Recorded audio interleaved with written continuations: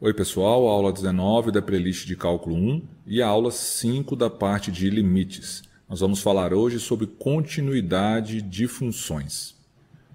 Bom, nós já vimos na aula 18, que foi a aula 4 de limites, que alguns limites podem ser calculados por substituição direta. Isso significava dizer que o limite da função quando x tende para um valor a coincide com o f da função naquele a, ou seja, com a imagem da função quando x é igual a a. As funções que possuem essas propriedades são as chamadas funções contínuas em a, que é esse valor para qual o x está tendendo. Qual que é a definição que a gente vai ver para a função contínua? Uma função é denominada contínua em um valor a, se exatamente isso acontecer, se o limite dessa função, quando o x tender a coincidir com f de a.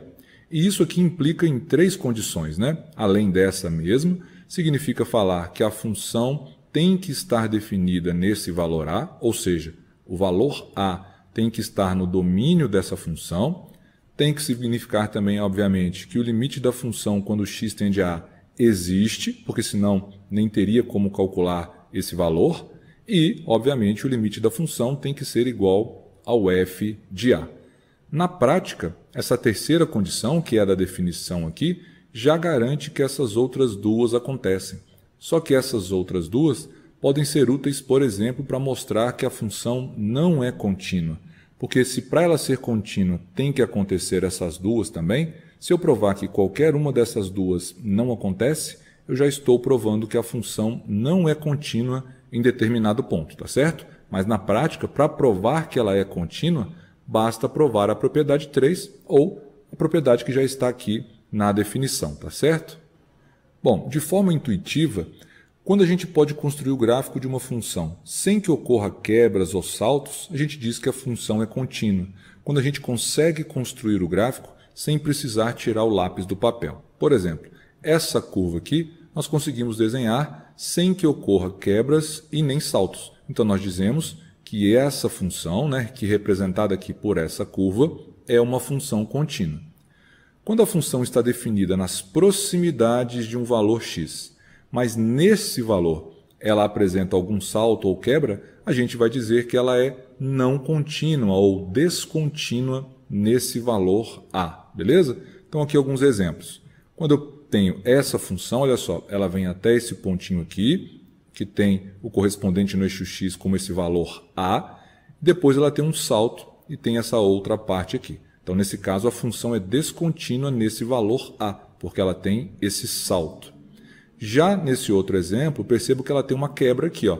No valor a função não está definida. Então ela tem essa quebra nesse valor, e mesmo então que o limite exista aqui nas proximidades, o limite é esse valor, dessa altura aqui, a função não está definida para o valor x igual a. Então nós também temos uma descontinuidade quando x é igual a. E já nesse último caso, a função está definida no a, o valor de f de a é essa altura aqui, só que à direita e à esquerda a função está indo para infinito. Então temos aqui um outro exemplo de descontinuidade. Agora nós vamos analisar aqui um exemplo onde nós vamos verificar em quais números a função é descontínua e justificando o que acontece em cada caso. Então tenho esse gráfico aqui e quero analisar em quais valores de x a função não é contínua. Então perceba aqui no 1, olha só, tem essa bolinha aberta, então ele tem uma quebra no gráfico. Então a função não está definida para o x igual a 1. Se ela não está definida para o x igual a 1, quer dizer que não existe o f de 1, tá certo? Então a função é descontínua nesse ponto. Por quê? Para que ela seja contínua nesse ponto, uma das condições é que ela tem que estar definida naquele ponto. Mas nesse caso ela não está. A outra situação que acontece é aqui no x igual a 3. Percebam que exatamente no x igual a 3 ocorre esse salto. A função pula daqui para cá. Então, a função está definida no 3, porque o f de 3 é essa altura aqui, esse pontinho, mas nesse ponto ocorre um salto. E esse salto ocorrendo garante para a gente que os limites laterais vão ser diferentes.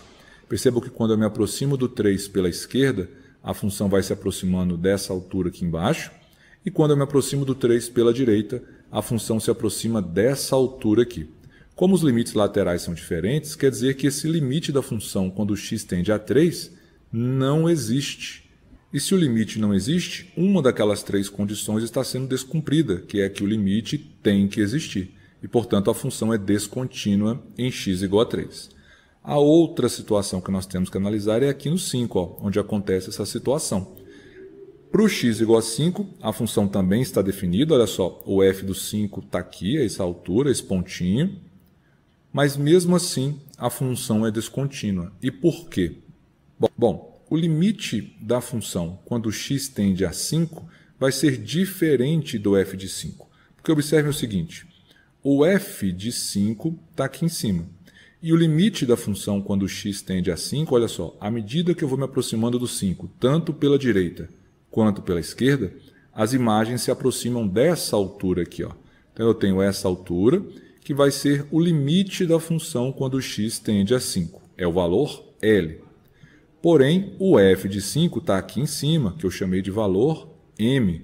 E, portanto, o limite da função quando x tende a 5 é L, mas o f de 5 é m, onde o m é diferente do L.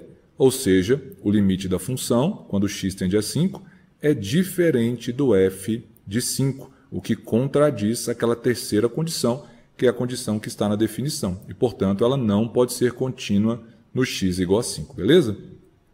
E dependendo do tipo de função, os valores em que ela é descontínua podem receber classificações distintas. A primeira delas é a descontinuidade chamada de removível. Esse nome é sugestivo, porque quando a função f é descontínua num valor a, mas nós podemos remover essa descontinuidade apenas redefinindo a imagem da função para o x igual a A, de forma que o f de A seja igual a B, onde o B é o valor dos limites laterais quando o x tende a A. Isso vai completar o gráfico, então eu deixo de ter uma quebra. Um exemplo é esse aqui, ó. Imagina só que eu tenho essa curva e eu tenho essa quebra aqui no A. Se eu redefinir colocando que o f de A é esse valor aqui, que eu estou chamando de B, eu tenho a completude da curva, ela deixa de ter qualquer quebra. E aí eu retiro a descontinuidade. Então, descontinuidades deste tipo são chamadas de removíveis. Tem um outro exemplo aqui, tenho agora a função estando definida para o A, só que fora dessa parte do gráfico, gerando essa quebra, mas eu tenho a definição do f de A, essa altura aqui. Eu posso retirar esse ponto daqui e redefini-lo para cá, e aí eu tenho novamente a função contínua nesse ponto. Então, descontinuidades desse tipo são chamadas de removíveis. Temos também a descontinuidade infinita, que é quando f é descontínua no x igual a A e os limites laterais vão tender para mais ou para menos infinito. Um exemplo, esse caso aqui. Ela está definida no x igual a A, mas os limites laterais estão indo para infinito. E também temos descontinuidades em saltos, que é quando a função f possui saltos em determinados valores, e aí, portanto, nesses valores, ela será descontínua. Exemplo, tenho essa função aqui, que vai gerando saltos, e esses saltos acontecem nesses valores, ó, A, B, C e D. Então, essa função é descontínua nesses valores. Por quê? Limites laterais serão diferentes para cada um deles. Limites laterais diferentes quer dizer que o limite da função não existe quando o x tende para cada um desses valores, e se o limite não existe para eles, quer dizer que a função é descontínua em todos eles. O que é continuidade em um intervalo? Uma função f é denominada contínua no intervalo fechado de A até B se ela for contínua para todos os valores do intervalo aberto de A até B, ou seja, eu só retiro aqui os extremos do intervalo, e além disso, os limites laterais à direita do A e à esquerda do B têm que ser iguais, respectivamente, a f de A e também a f de B. Para ilustrar o que eu estou dizendo aqui nessa definição, é o seguinte. Imagina que eu tenho essa curva aqui definida de A até B, tá certo? Um intervalo fechado.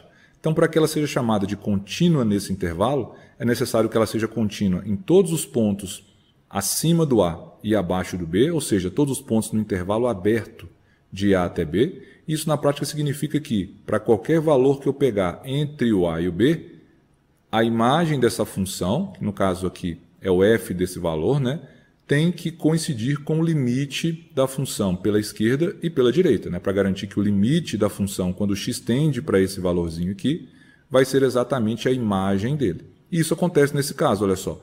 À direita e à esquerda, eu garanto que, quando eu me aproximo desse valor aqui em x, as imagens vão tendendo para esse valor aqui, beleza? Só que nos extremos, nós temos um problema. Depois do A aqui para a esquerda não tem parte de gráfico e nem depois do B para a direita tem parte do gráfico. Então nós somos obrigados a analisar apenas a direita do A e a esquerda do B. Por isso que nós tomamos o limite à direita do A e à esquerda do B. O limite à direita de A tem que se aproximar aqui do f de A. E o limite do B pela esquerda tem que tender para o f de B. E é isso que isso aqui está falando, tá certo? Então, na prática, f tem que ser contínua no intervalo aberto AB, para todos os pontos, né? O limite de f, quando x tende a A pela direita, tem que coincidir com f de A. E quando eu tender a B pela esquerda, tem que coincidir com f de B, tá certo? Agora nós vamos resolver um exercício, que é verificar se a função que vai ser dada é contínua em x igual a 3. A primeira função é essa aqui. Para ela ser contínua em x igual a 3, tem que valer que o limite de f de x, quando x tende a 3, tem que coincidir com f de 3, correto? Pela definição. Então, para começar a resolver, olha só. Desde que o x seja diferente de 3, a função vai assumir esse resultado aqui, correto? Só que esse resultado pode ser simplificado.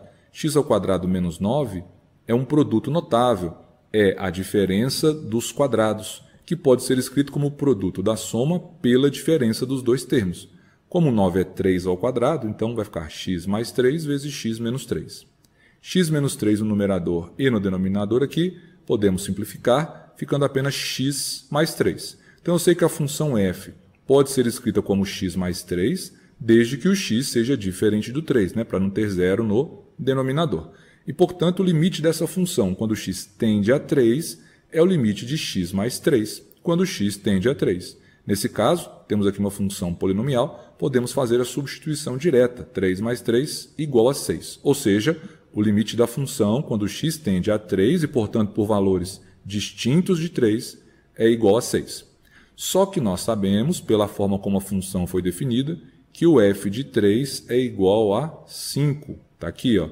Portanto, o que a gente tem? Que o limite da função quando x tende a 3 é diferente do f de 3, porque o limite é igual a 6 e o f de 3 é igual a 5. Como ocorre essa diferença, a gente tem a garantia de que essa função não é contínua no x igual a 3. Na letra B, tenho essa função agora, e o que ela tem de diferente da primeira? Que aqui antes era 5, quando x é igual a 3. Agora é 6. Nós já vimos anteriormente que desde que o x é diferente de 3, vai valer que a função x² menos 9 sobre x menos 3 é simplesmente igual a x mais 3, correto? Então, o limite da função quando x tende a 3 é o limite de x mais 3, e esse limite nós já vimos que é igual a 6. Só que agora, o f de 3, da forma como a função foi definida, também é igual a 6. Então, nós temos o quê? Que o limite da função, quando x tende a 3, coincide com f de 3, são ambos iguais a 6. Então, como ocorre a igualdade entre o limite da função, quando x tende a 3, e a imagem da função no x igual a 3, a função é contínua em x igual a 3. E na letra C, para finalizar, a função é x² menos 9 sobre x menos 3, e nós já vimos que uma das condições para que a função seja contínua num determinado valor a é que esse valor esteja no seu domínio, ou seja, a função tem que estar definida para este valor. E isso significa na prática que deve existir o f de a. Nesse caso, o a é igual a 3, né? Então deveria existir o f de 3. Só que perceba que o f de 3 não está definido para essa função, porque o x não pode assumir o valor igual a 3, porque nós teríamos 3 no denominador. Beleza? E por isso a função não é contínua no x igual a 3, porque 3 não faz parte do seu domínio.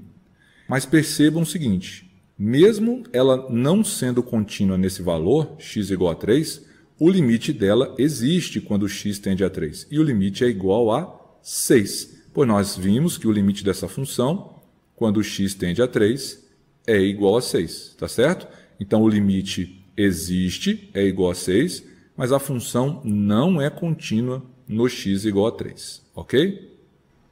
Fico por aqui, pessoal, e aguardo vocês no próximo vídeo do canal. Tchau!